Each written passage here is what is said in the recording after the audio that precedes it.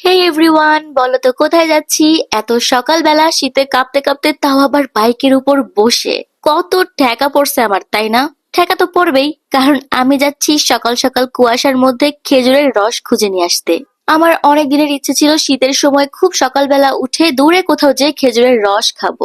তাই ফাইনালি চলে আসলাম, আর ঢাকা থেকে গ্রামের বাড়িতে পৌঁছলাম রাত 2টায়। তারপরে খেয়ে দিয়ে রাত 3টায় ঘুমাতে গেলাম এবং আবার সকাল 5:30টায় ঘুম থেকে উঠলাম। একটুও উঠতে ইচ্ছা করছিল না, ঘুম তো ভাঙছিলই না, মনে হচ্ছিল ঘুমায়া যায়, কি করব, দরকার নাই, পরের বছর আবার আসবো। কিন্তু ঘুম ঘুম চোখে কাঁপতে কাঁপতে চলে আসলাম বাসা থেকে অনেক দূরে খেজুরের রসের সন্ধানে।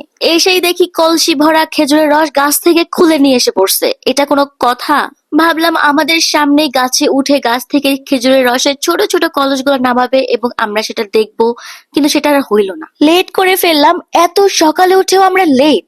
তাহলে ওনারা কখন উঠে ভাই? যাই হোক, সমস্যা নাই, বেটার লাক নেক্সট টাইম।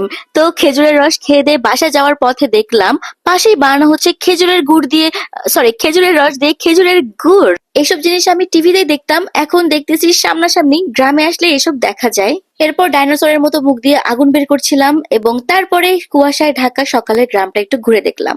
দেখেই বাড়ির দিকে রওনা দিলাম শীতের ভয়ে। তো তোমাদের শীতকাল কেমন কাটলো আমাকে জানিও। বাই।